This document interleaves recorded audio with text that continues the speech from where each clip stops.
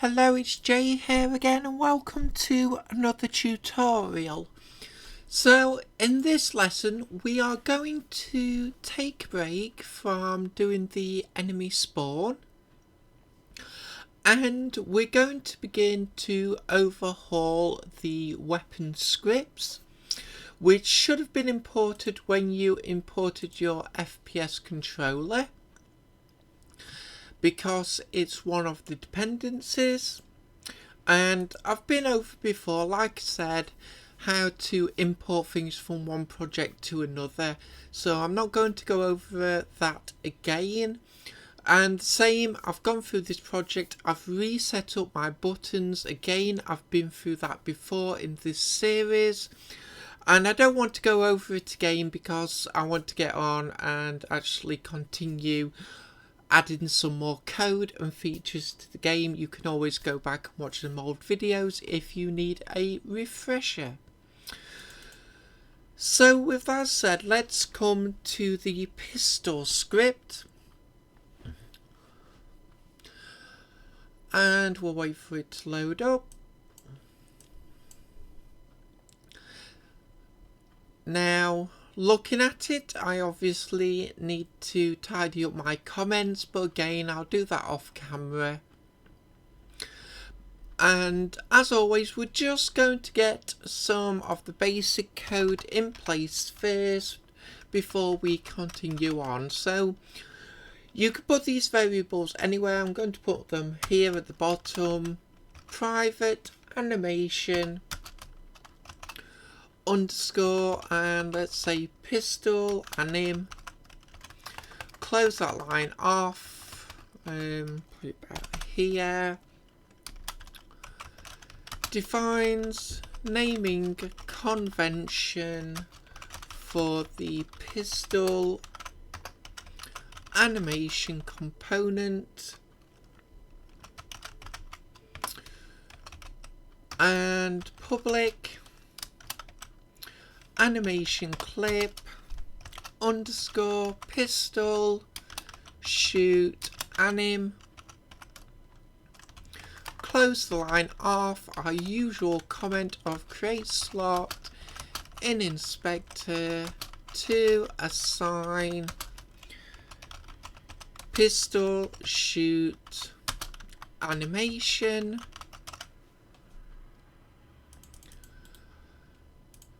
Let's just copy and paste all of that in. We're going to change shoot to reload. We'll change the comment here. Let's come to the void start now. I'll put this at the very top.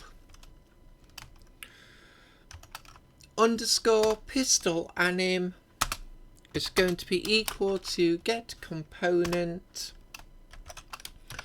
open and close brackets, animation. Come to the end of the line, we'll open and close brackets, we'll close the line off. Into the comments, let's just use that naming convention. Underscore pistol shoot anim equals the animation component, and we'll come down to the bottom of the script, so just before the very last close bracket we're going to create, these can be private, void pistol shoot animation, open and close brackets, open and close again. I'm going to use animation spelt out just to avoid any confusion in the naming conventions. As always, we'll put in a debug.log.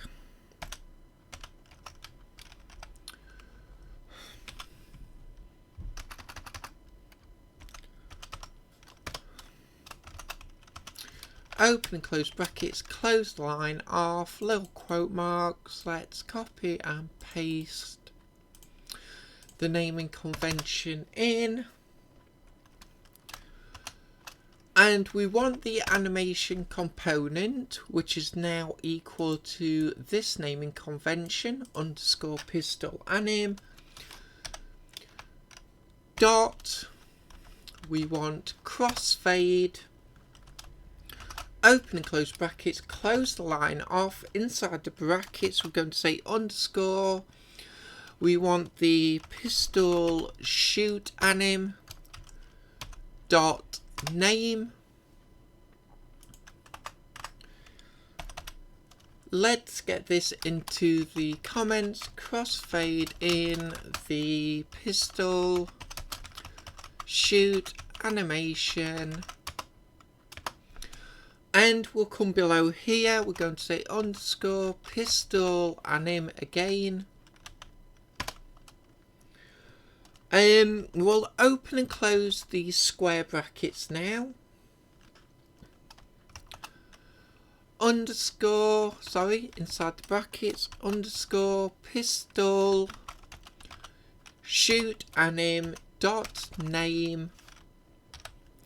We'll come to the end of the line. We'll say wrap mode equals wrap mode dot once. Close the line off, and we'll break this up for commenting now. To be honest, this line probably is not necessary, but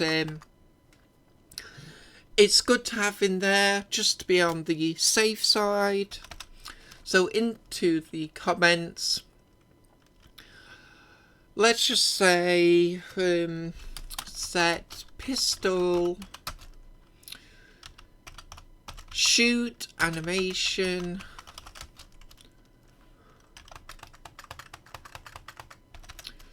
to play once. So basically, once it calls this animation, this line should ensure that it plays the shoot animation, but then doesn't continuously play that animation, unless of course we repress the button again to shoot again. So again, probably not necessary, but to be on the safe side, let's include it. And we're going to copy and paste all of that in. So pistol reload animation. Let's copy this into the debug log. So we need to change this to the pistol reload anim. Let's tidy up the comments. We'll change that out. We'll copy and paste that into there. So the reload anim, it's copied in. We'll change it in the comments, and we'll just save that off there, and we'll pick this up in the very next lesson. So as always, I hope you enjoyed this video. I hope to see you next time, and until then, as always, bye for now.